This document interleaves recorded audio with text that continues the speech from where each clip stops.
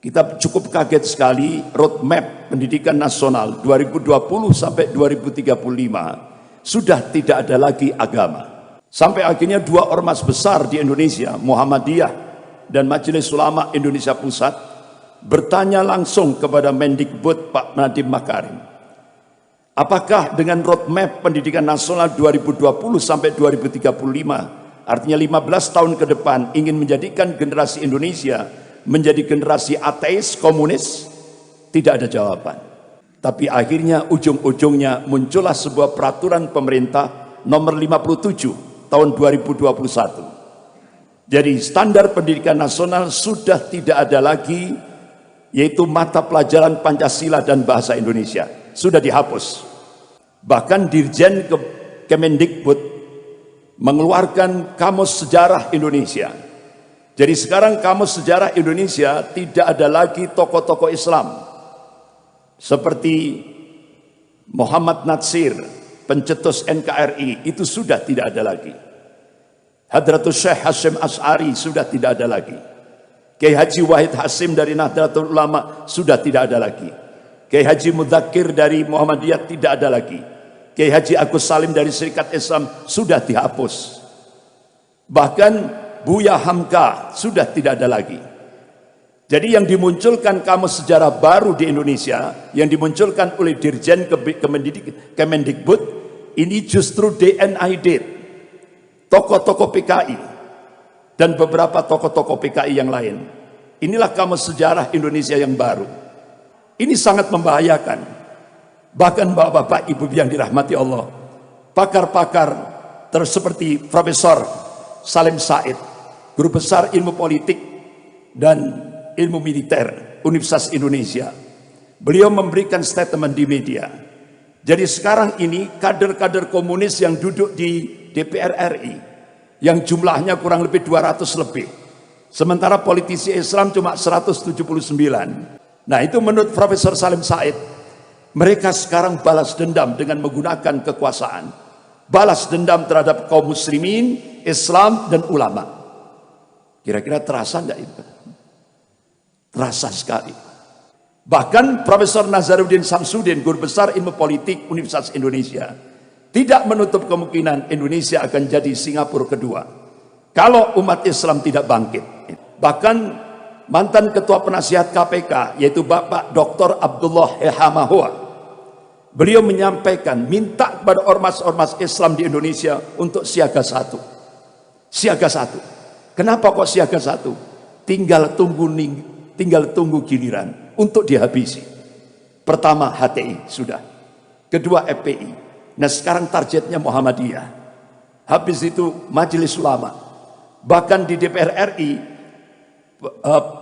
penghapusan, artinya pembubaran Majelis Ulama sangat masif sekali, terutama kader-kader komunis yang ada di DPR RI.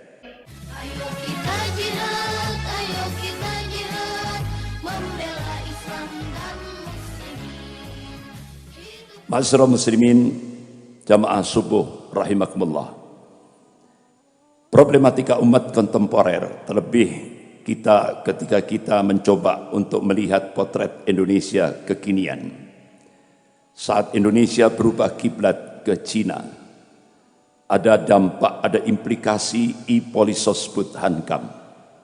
Itu yang disampaikan oleh Staf Panglima TNI, yaitu Bapak Mayor Jenderal Aditya Warmantoha di Masjid Al-Azhar, Jakarta Selatan. Ma'asyiral muslimin, jamaah subuh rahimakumullah.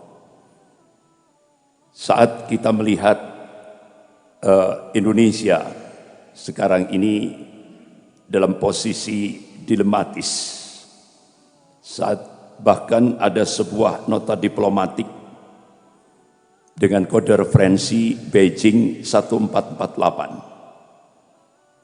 Di dalamnya isinya Kementerian Luar Negeri Cina dan Kementerian Luar Negeri Amerika sepakat untuk melakukan akselerasi, yaitu percepatan untuk menjadikan Indonesia menjadi sebuah negara sekuler. Dan ini kebalikan dari apa yang ada di Turki. Kalau di Turki dalam waktu 50 tahun berubah dari sekuler ekstrim menjadi Islami yang digerakkan oleh Presiden Turki Tayyip Erdogan.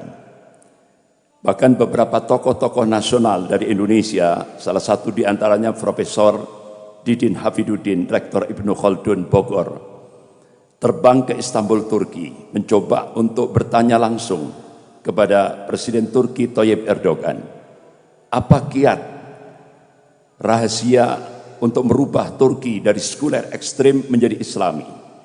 Ternyata ada tiga yang digerakkan oleh Presiden Turki Tayyip Erdogan. Yang pertama, gerakan sholat subuh berjamaah. Kemudian yang kedua, gerakan zakat, infak, dan sedekah.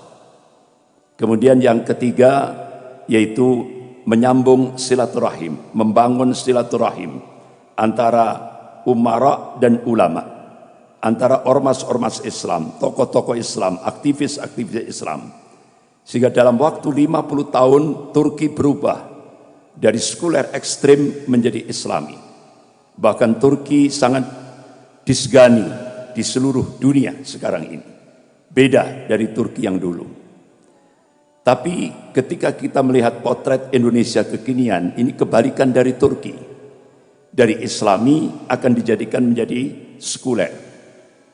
Sehingga akhirnya kita bisa melihat perubahan ini tahap demi tahap, terstruktur, sistematis, dan masif. Saat Profesor Yudian Wahyudi diangkat menjadi Ketua Dewan Pembinaan Ideologi Pancasila, dari situlah start awal. Keluarlah sebuah statement, agama musuh terbesar Pancasila. Kalau dulu di Indonesia itu komunisme itu musuh terbesar Pancasila. Tapi sekarang agama itu musuh terbesar Pancasila. Bahkan kalau dulu kita lihat musuh terbesar Pancasila itu adalah PKI dan penista agama. Tapi sekarang yang kita saksikan justru penista agama dilindungi oleh negara dan digaji oleh negara. Sebagaimana yang kita saksikan mulai dari Ade Armando, Abu Janda, Denny Sirgar, dan beberapa yang lain. Bahkan Majelis Ulama Indonesia Pusat berkirim surat ke Bareskrim Mabes Polri untuk menangkap Ade Armando. Karena apa? Dia dengan terang-terangan melecehkan Allah, melecehkan Rasulullah, melecehkan Al-Quran, melecehkan Islam, melecehkan ulama. Itu sudah berapa tahun sampai sekarang tidak digubris gitu.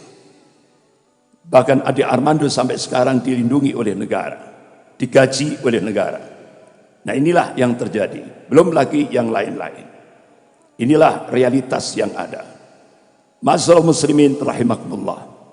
Bahkan statement terakhir Profesor Yudian Wahyudi sebagai Ketua Dewan Pembinaan Ideologi Pancasila, dia minta kepada seluruh umat Islam se-Indonesia untuk bergeser dari ketaatan pada kitab suci menjadi ketaatan kepada konstitusi.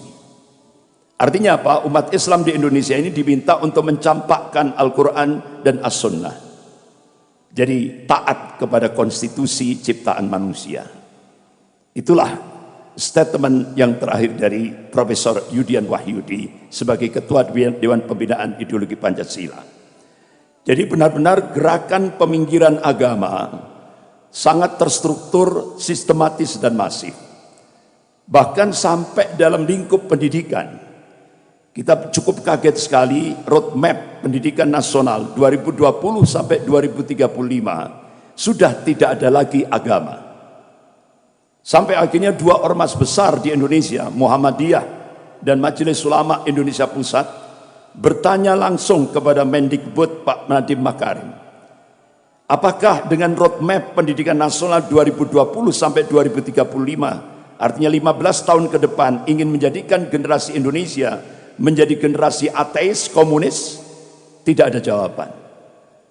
Tapi akhirnya ujung-ujungnya muncullah sebuah peraturan pemerintah nomor 57 tahun 2021. Jadi standar pendidikan nasional sudah tidak ada lagi, yaitu mata pelajaran Pancasila dan bahasa Indonesia sudah dihapus. Inilah, jadi tahap demi tahap peminggiran agama ini terstruktur, masif, tersistematis dan masif sekali. Bahkan Dirjen Kemendikbud mengeluarkan Kamus Sejarah Indonesia. Jadi sekarang Kamus Sejarah Indonesia tidak ada lagi tokoh-tokoh Islam seperti Muhammad Natsir, pencetus NKRI, itu sudah tidak ada lagi. Hadratus Syekh Hasyim Asy'ari sudah tidak ada lagi. Kiai Haji Wahid Hasyim dari Nahdlatul Ulama sudah tidak ada lagi. Kiai Haji Mudzakkir dari Muhammadiyah tidak ada lagi. Kiai Haji Agus Salim dari Serikat Islam sudah dihapus. Bahkan Buya Hamka sudah tidak ada lagi. Jadi yang dimunculkan Kamus Sejarah baru di Indonesia, yang dimunculkan oleh Dirjen Kemendikbud, ini justru DNID, tokoh-tokoh PKI, dan beberapa tokoh-tokoh PKI yang lain. Inilah Kamus Sejarah Indonesia yang baru, yang dimunculkan. Sehingga akhirnya beberapa ormas-ormas Islam protes, termasuk PBNU protes, tapi tidak digubris. Inilah yang terjadi. Jadi gerakan peminggiran agama ini benar-benar terus bergerak. Karena apa? Konsekuensi dengan nota diplomatik Beijing 1448, Indonesia wajib harus menjadi negara sekuler. Kalau Indonesia menjadi negara sekuler, otomatis komunis akan bangkit. Itu logika politiknya. Ma'asyiral muslimin jamaah subuh rahimakumullah. Bahkan kita cukup kaget sekali di Taman Mini Indonesia Indah dibangun monumen Laskar Cina Poh Antui, diresmikan oleh Menteri Dalam Negeri Pak Cahyokumolo. Pada saat peresmian itu disaksikan 9 naga dan Mendagri pidato. Dengan meresmikan Laskar Cina Poh Antui ini mengingatkan kembali siapa leluhur bangsa Indonesia. Jadi leluhur bangsa Indonesia itu Cina. Itu menurut Mendagri Pak Cahyokumolo.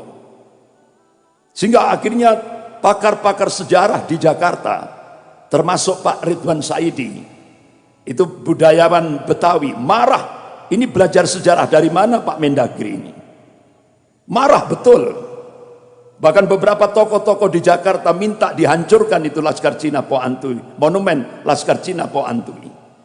Kenapa? Ternyata setelah diungkap sejarah, dan itu diungkap oleh Jenderal Ahana Sution, bahkan beberapa tokoh-tokoh yang sudah wafat, ternyata Laskar Cina Poh Antui itu diciptakan oleh penjajah Belanda untuk memata-matai pribumi, dipersenjatai oleh Belanda, penjajah Belanda. Bahkan Laskar Cina Poh Antui itu diperintah untuk menarik upeti terhadap pribumi, yang tidak mau langsung ditembak, dibunuh. Bahkan Laskar Cina Poh Antui melakukan yaitu pemerkosaan terhadap wanita-wanita pribumi. Dan itulah yang sejarah yang benar. Tapi sekarang dirubah jadi pahlawan. Begitu juga di Bandara Internasional Soekarno-Hatta Cengkareng dipasang baliho besar. Itu kalau pesawat landing itu nampak sekali baliho besar itu. Jadi nampak gambar Presiden Soekarno dan Hatta. Kemudian kanan kirinya pahlawan-pahlawan Indonesia. Sampai di tengah itu ada 2 tokoh Islam. Hadratus Syekh Hasyim Asy'ari, pendiri Nahdlatul Ulama. Kemudian Kiai Haji Ahmad Dahlan, pendiri Muhammadiyah. Tapi di bawah 2 tokoh Islam ini ada 2 foto, yaitu Musa dan DN Aidit. Jadi sekarang Musa dan DN Aidit dijadikan sebagai pahlawan. Astagfirullah. Sehingga akhirnya ormas-ormas Islam di Jakarta, tokoh-tokoh sejarah di Jakarta, minta baliho itu untuk segera diturunkan. Alhamdulillah, baliho itu segera diturunkan. Karena itu penggelapan sejarah. Ya, itu penggelapan sejarah. Ya, pemutarbalikan sejarah. Bapak-bapak, ibu-ibu, saudara-saudara yang dirahmati Allah. Bahkan hari Rabu 27 Mei 2015, Wakil Perdana Menteri Cina Liu Yangdong di Auditorium FISIP Universitas Indonesia di depan akademisi, mahasiswa-mahasiswi. Beliau memberikan pidato. Konsekuensi Indonesia mendapatkan bantuan hutang dari Cina tahap pertama yaitu 647 triliun, itu konsekuensinya 10 juta rakyat Cina daratan wajib masuk ke Indonesia. Targetnya 2020. Kita hanya bisa melihat di koran. Di koran sepertinya dicicil 100, 150, 250, 500, sekian. Tapi begitu Duta Besar Cina untuk Indonesia di Jakarta memberikan konferensi pers di depan media, ternyata tiap tahun rakyat Cina daratan yang masuk di Indonesia, bahkan disiapkan 19 bandara oleh pemerintah, itu 2 juta per tahun. Genap 2020 itu 10 juta rakyat Cina. Oleh karena itu ada dua pensiunan jenderal Angkatan Darat, yaitu Bapak Letnan Jenderal TNI Purnawirawan Sarwan Hamid, mantan Kasospol ABRI, dan ada satu mantan Pangdam, datang ke Jawa Timur. Beliau kumpulkan tokoh-tokoh ulama.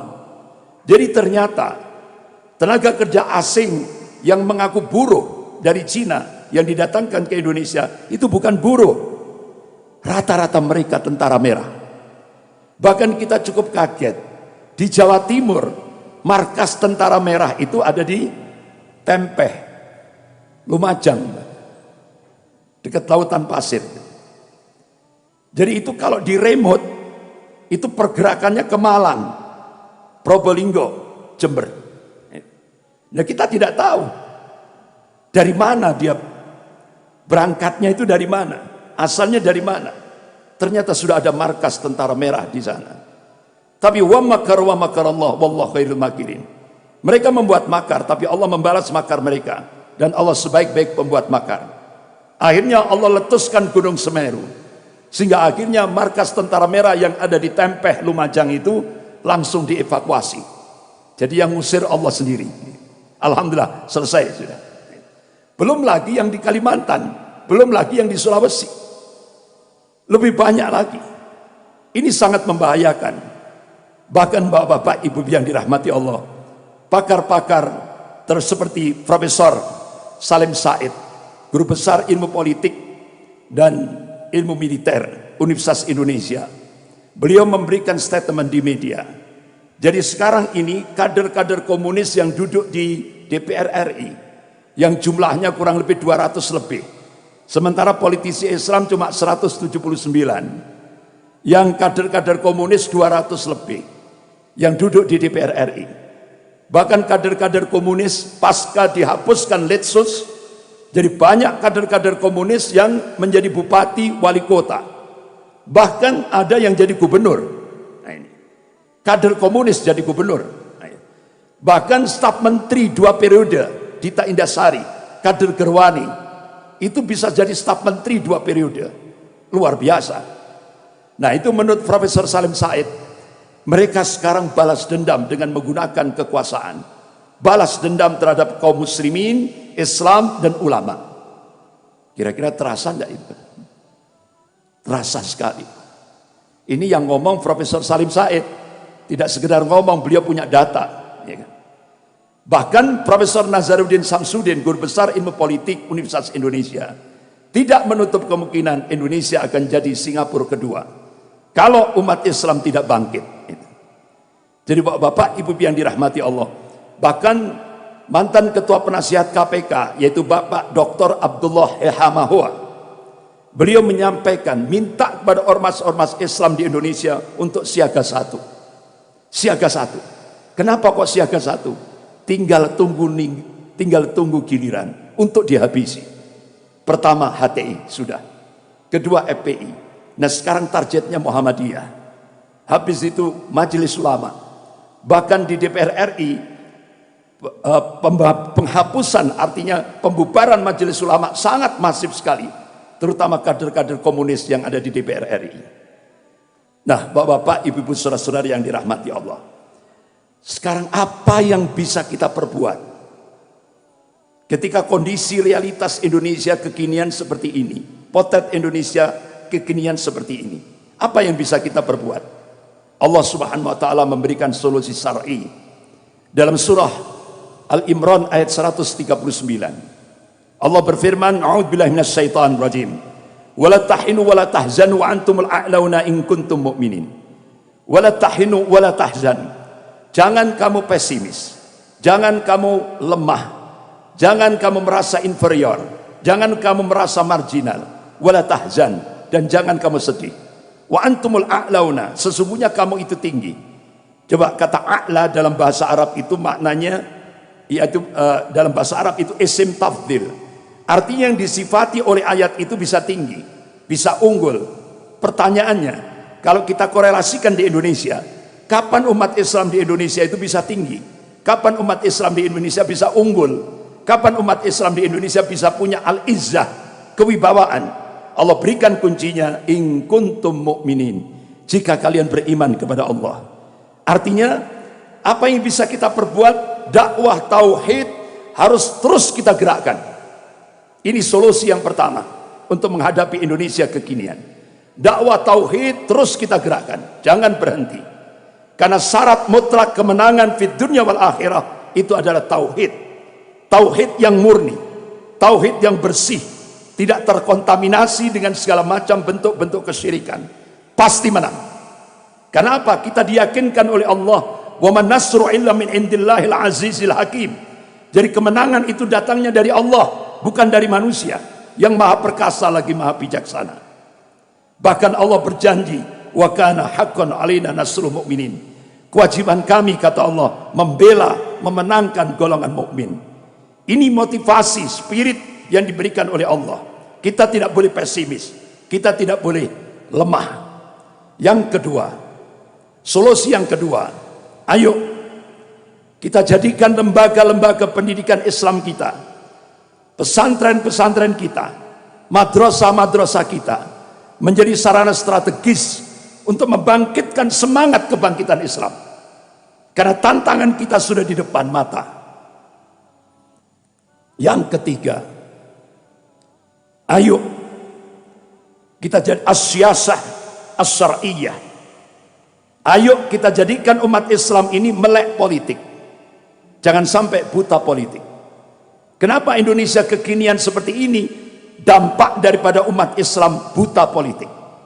Oleh karena itu Kiai Haji Ahmad Dahlan Allahumma yarham, pendiri Perserikatan Muhammadiyah, beliau memberikan warning, manakala umat Islam Indonesia ini buta politik, apa yang terjadi di Andalusia itu akan terjadi di Indonesia. Habis tidak tersisa. Yang keempat, iktisadiyah Islamiyah, bangun kekuatan ekonomi umat. Dari mana? Masjid. Lewat apa? Kekuatan jamaah. Inspirasinya dari Indonesia ketika peristiwa 212 itu.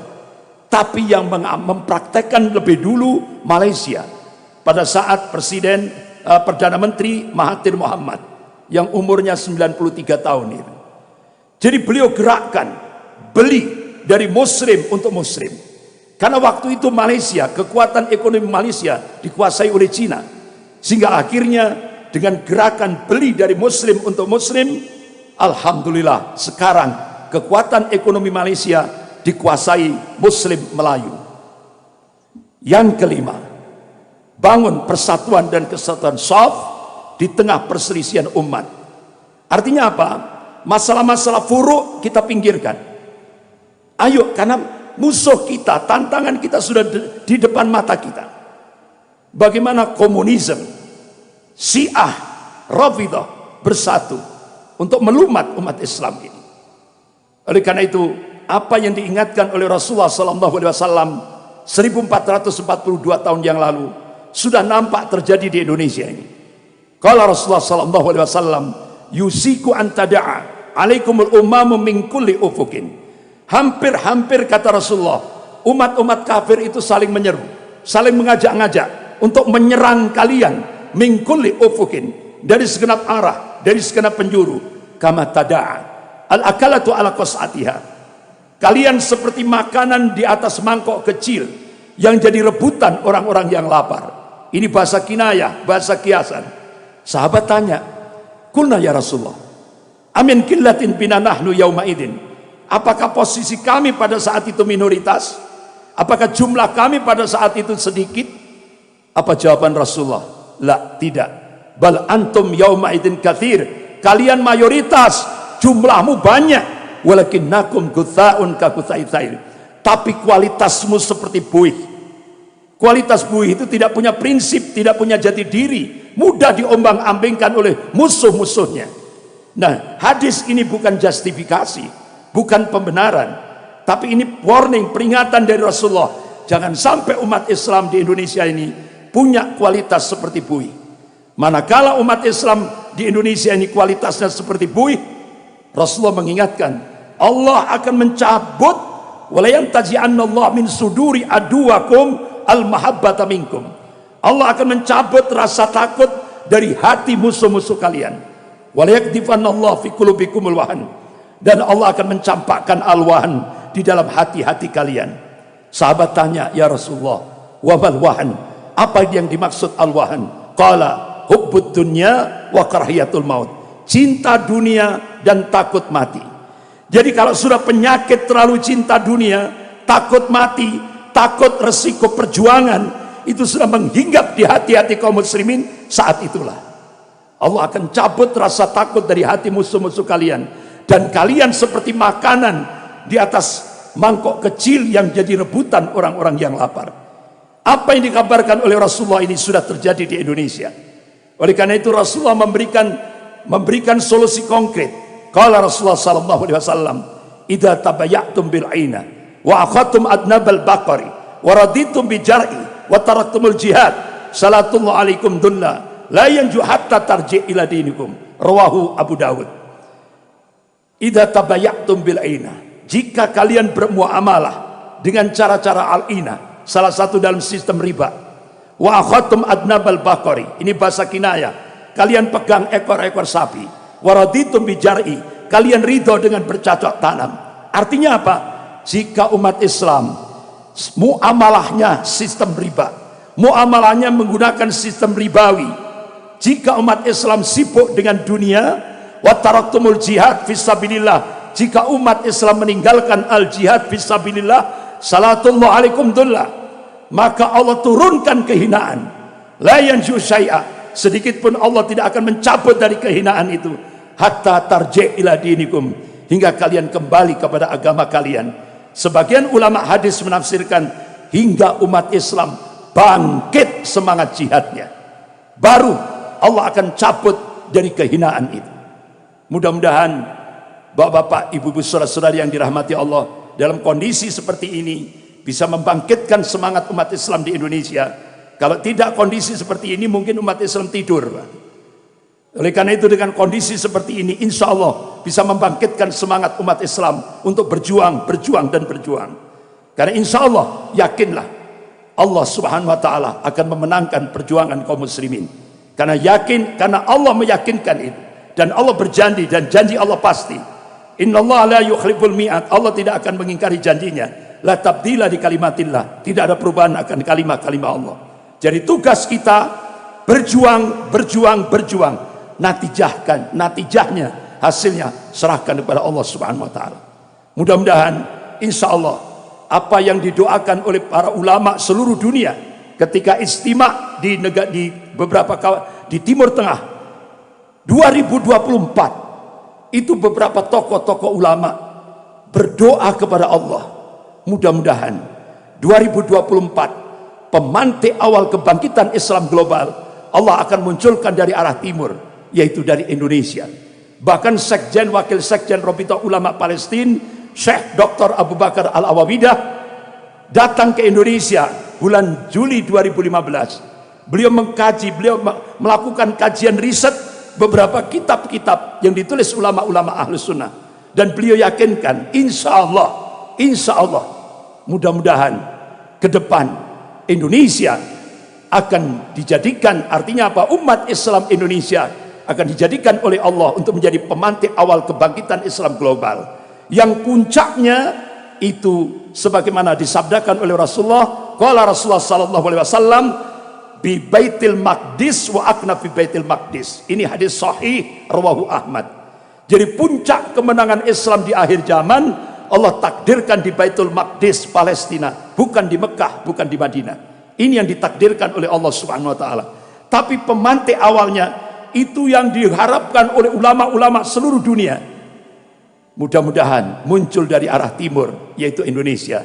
Dan mudah-mudahan insya Allah itu diawali dari Masjid Sabilis Salam. Allahu Akbar.